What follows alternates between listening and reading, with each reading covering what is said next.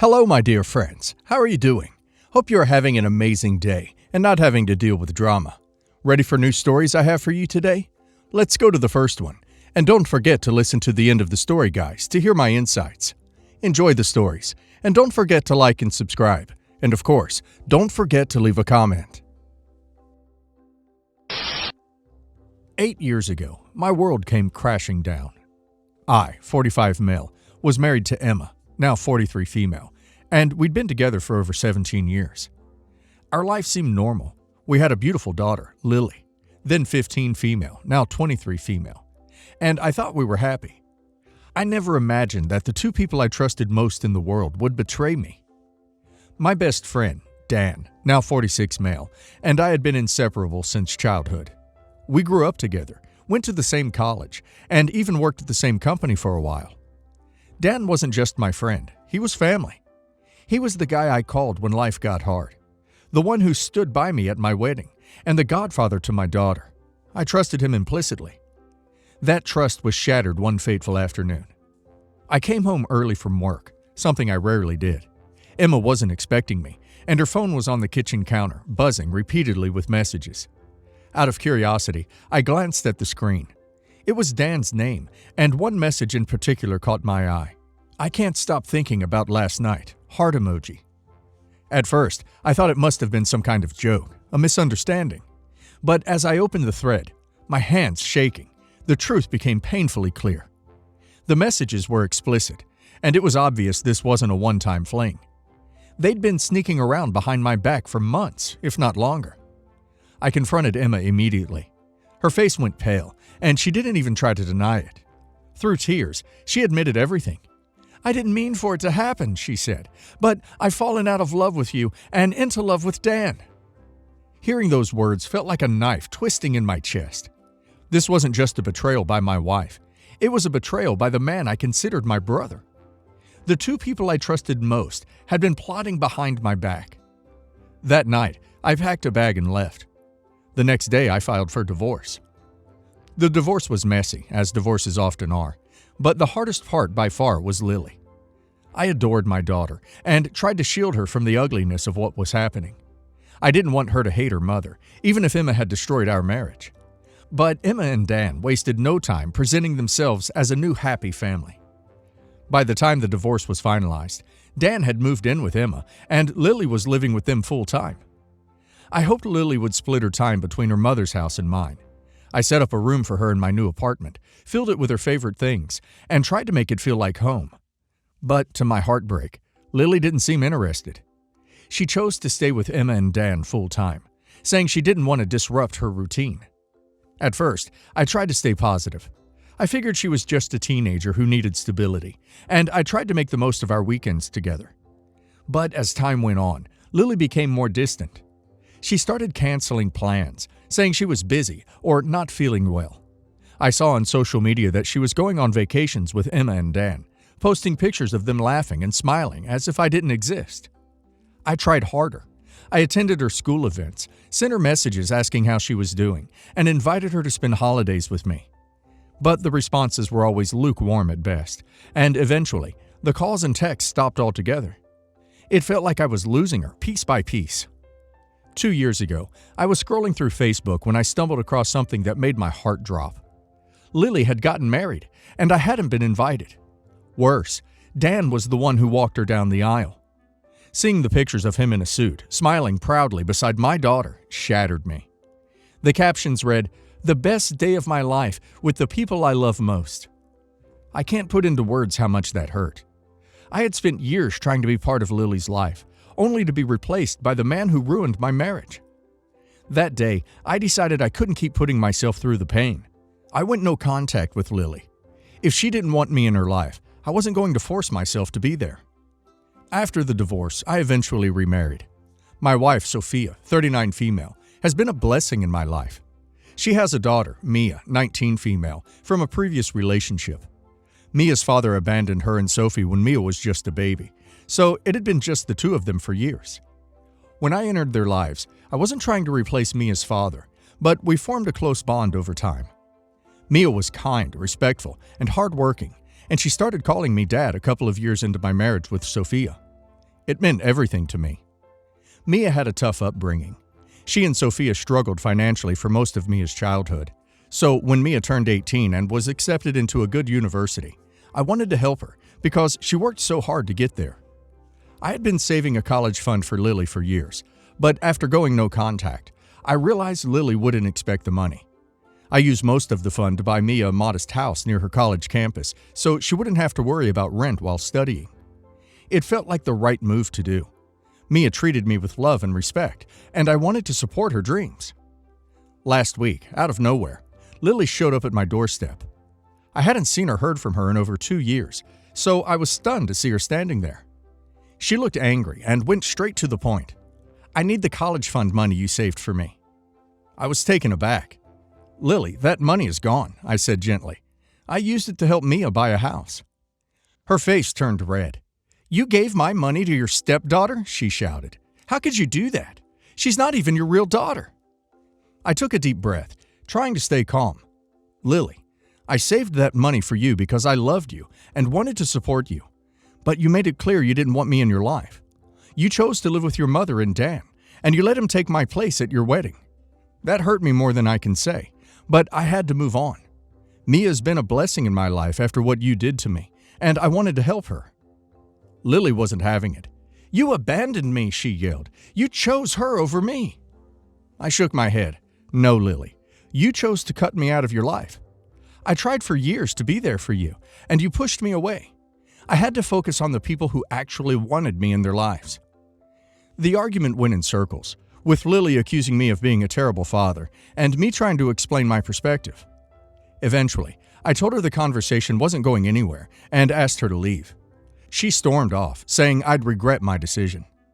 Since that day, I've received a flood of messages from family members.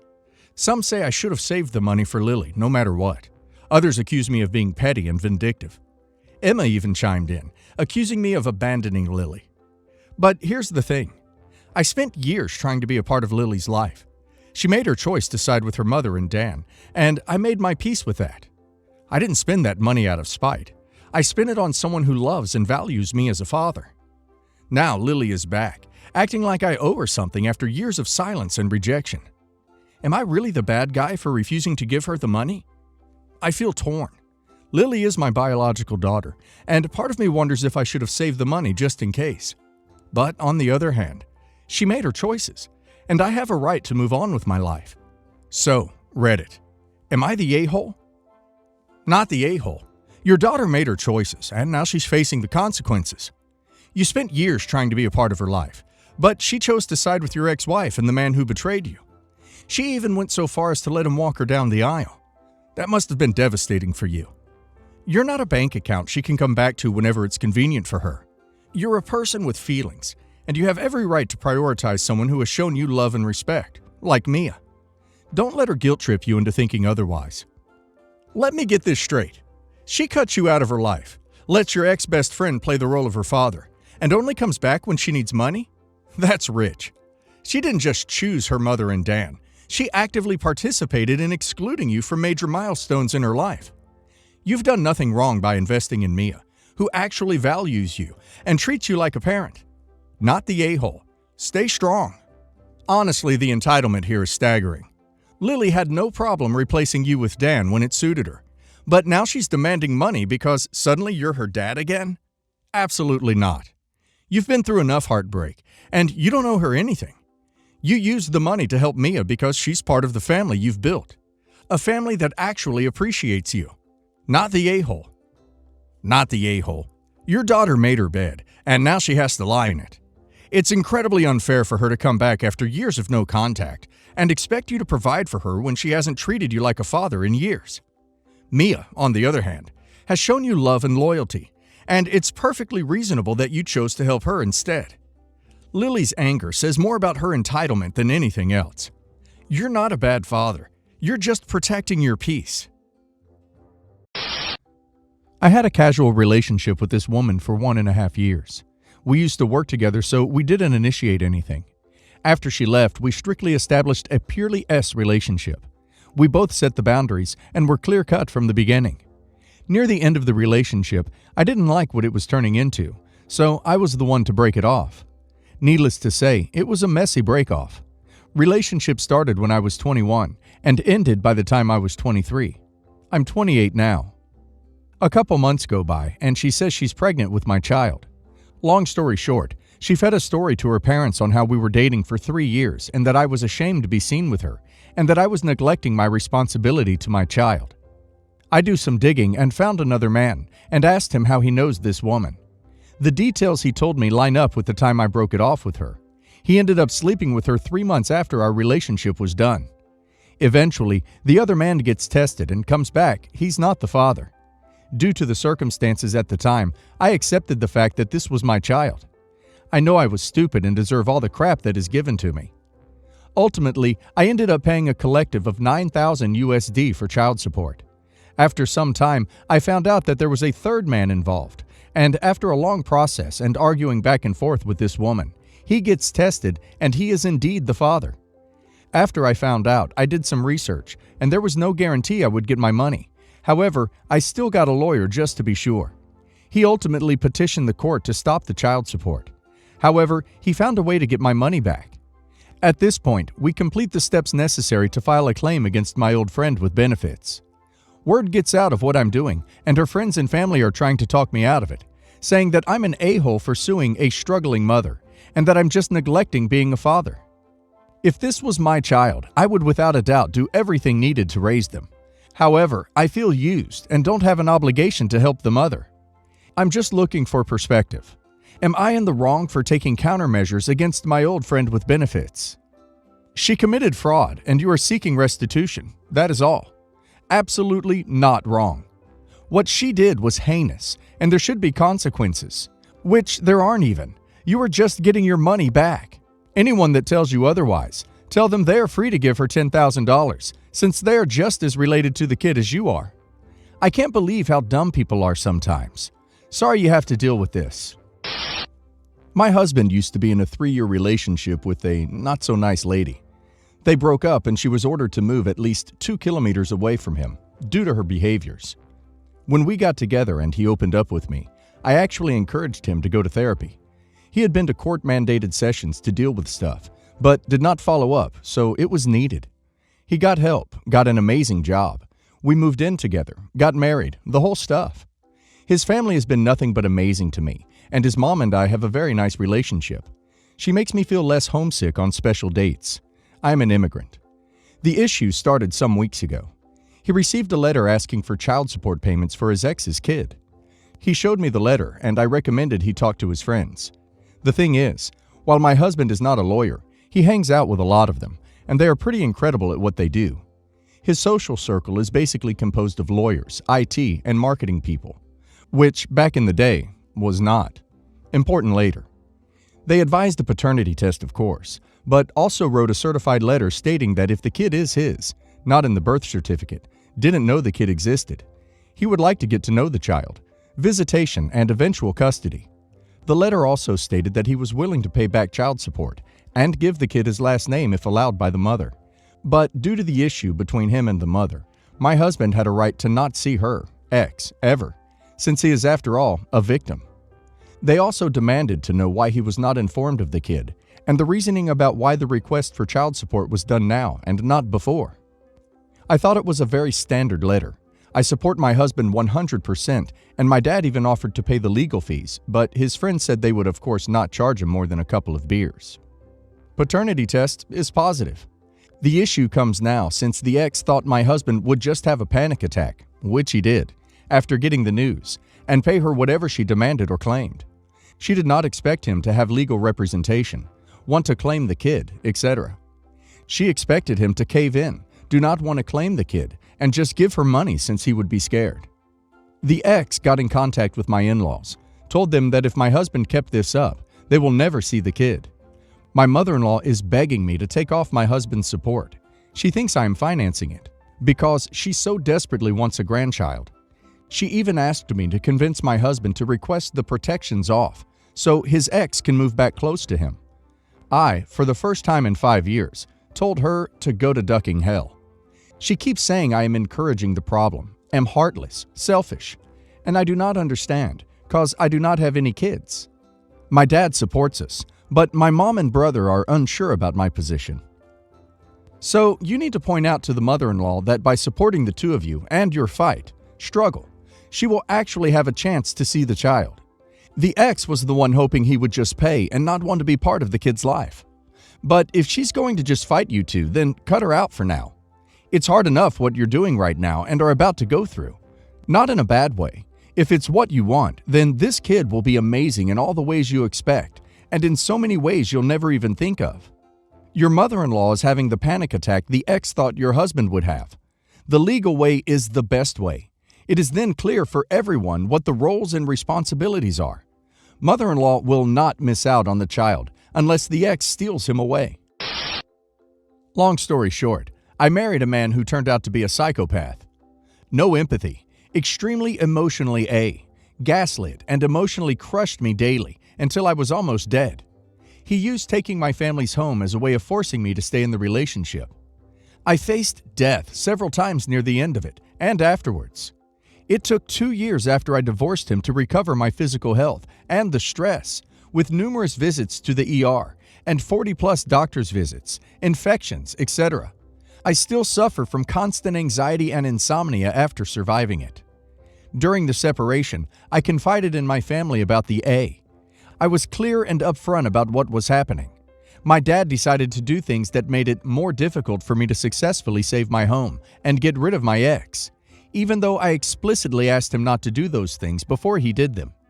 My dad disbelieved the and threw tantrums at my home, trying to make me say the A was a made-up story. He's done other things since to actively sabotage my recovery, like withdrawing finances, dissuading contractors from helping me finish my home, calling me a joke, etc. My mother was MIA throughout. More on that in a sec. My brother-in-law and sister have a business that is the sole supplier to my ex-husband's business. My ex relies on that business as his only means of income. Without being supplied by them, he would have to fold. We're well known in our town and hold sway over the locals, especially next to outsiders. It's closed here unless you know someone who will vouch for you. And my ex is a grifter with no ties here. He's a parasite. Without the support of my family, he'd have to go home. He's also a predator looking for vulnerable people to exploit. And once he'd moved here, he realized he'd hit the jackpot.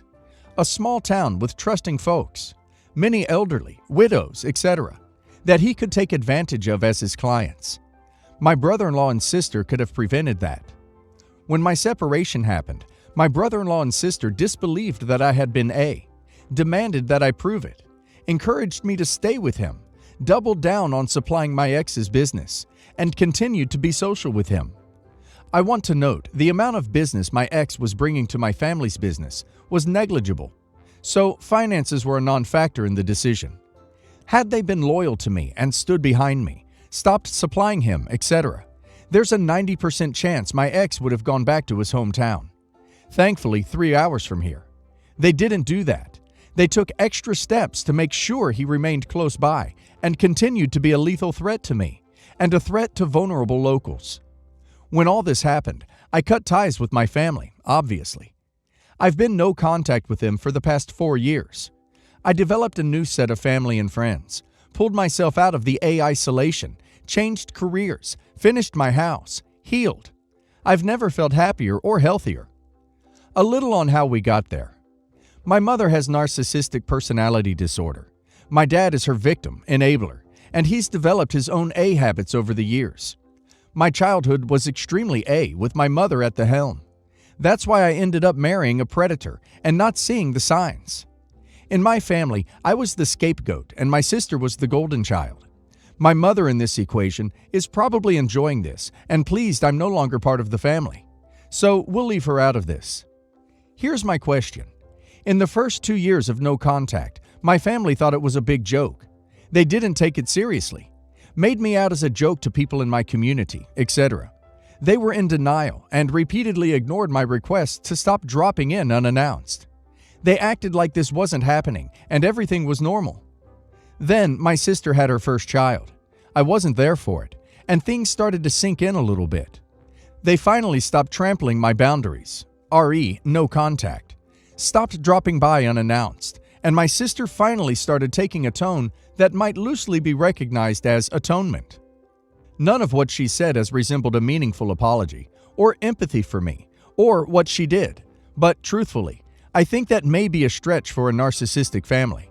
She has actually typed the words "I'm sorry" in an email, so there's that. My dad, last week, did the first thing ever that was 1. Kind, 2. Considerate, 3. No strings attached, 4. Guilt tantrum free. That's a big deal, and I wonder if he might be starting to get it. He's the only one that has painfully tried to keep connected and made efforts these past 4 years, though he is undeniably a toxic person. They all clearly want me back in their lives. Where do I go from here? Take some time to observe if they have actually changed because they want to improve things with you, or if it's just a facade. You've been through a lot. You deserve peace. Honestly, I wouldn't let them back into my life if I were you. The things they have done to you are simply unforgivable, and how could you possibly trust them again? They are awful, awful people, and life is too short to have that kind of people in your life. My first thought was that they wanted you back because they either need something from you, your parents needing help as they get older, or that other people must realize that your family did something truly horrible to you for you to cut off contact with them for so long. And if you come back to the family, people will stop talking. Hello, I'm new here, but have a moral dilemma question and cannot work out who is right. I have been married to my husband for 19 years and together 26. But we started off as an illicit affair all those years ago, and it was ugly. Now, all these years later, our children from our first marriages are grown up, married, kids, jobs, houses, etc., and all fine. But to this day, I am never ever allowed to be in the same room as his children or grandchildren. They hate me, and I am blamed entirely for the affair, even though in truth it was actually more the other way around. But all that is lost in history. I am perceived as the monster, scapegoat, whatever. We share a holiday caravan which we renovated together and is very special to us and was always the only marital space, really. My family are absolutely fine with him now, despite their anger at him years ago. They've moved on and are nice to him as he's my husband. But it's not the other way around. I am utterly excluded from absolutely everything, not even my name on a wedding invite, etc. But I would never ever have wanted to go to these events in the circumstances. But here's where I am drawing the line and need to ask if I am being unreasonable. His adult children and their spouses and their children all go to our holiday home, and when they do, I am not allowed to be there. In fact, if they are planning to go and I am there already, I have to leave. I have tried to get my husband to change this over the years, but he refuses, saying it's totally reasonable and I should understand and respect their hatred of me. Yet he has never stood up for me and shared responsibility for our relationship, even given it was him who pursued it so obsessively and begged me to marry him, etc. I have decided that enough is enough, and I won't be treated like this for the rest of my life. I am almost 60, and actually a nice benign person, a bit weak to be honest, and cannot seem to stand up for myself. He is utterly furious with me now and threatening divorce, and that he'll take the caravan away from me totally, etc. As if he's far more protective of his children's hatred for me than our relationship or my sense of dignity. I feel that he is completely wrong about this, but I am asking here if I am perhaps off the mark. Is he reasonable? Are the children reasonable? If they hate me so much still and want to hold on to that, couldn't they go to a different holiday venue? Help. They don't need to move on. They don't need to get over it. They never have to. It's been 26 years, but some people aren't forgiven, and this is one of those times. Pretty much the stepkids are irrelevant here, because it comes down to your husband tolerating and condoning this, choosing to use you as a scapegoat to keep his children in his life. The worst part is you let him. You accepted this role and didn't stand up for yourself, and your husband knew you wouldn't because you admit you're a bit weak, and he totally, absolutely took advantage of that. I'll be the one to say it.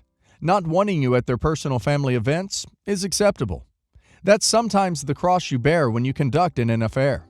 Yeah, your family accepted him because their mom didn't get cheated on. Come on, use common sense there. It's entirely different for them. But the catch here is the fact that you're not allowed to stay in your holiday home that you've contributed to. That is a hard no for me. It's fine if they want to use it when you aren't there. But for you to leave when you are there, just to make sure they can come? No. They can wait their turn, or at least plan arrangements ahead of schedule. You shouldn't get kicked out of your house when your husband's kids decide they want to chill there. No. I am not saying you are a horrible person. I am not saying you deserve this treatment from your husband. But what did you expect?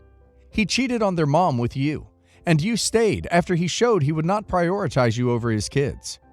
Yeah, your husband might have pursued you, but you entertained it and participated in it. Own your stuff. Kids coming first is reasonable to an extent, and I can't say this arrangement is wholly off because they don't like you, have never liked you, and you don't like them. He is their dad. Many people want relationships with their parents, and this is the narrative they spun when you weren't responsible for this, at least not completely. I'd draw the line at the holiday home and call them maybe bluff about divorce because your husband doesn't sound like he respects you. He's never respected you in the 26 years you've been married. Why do you think he stayed?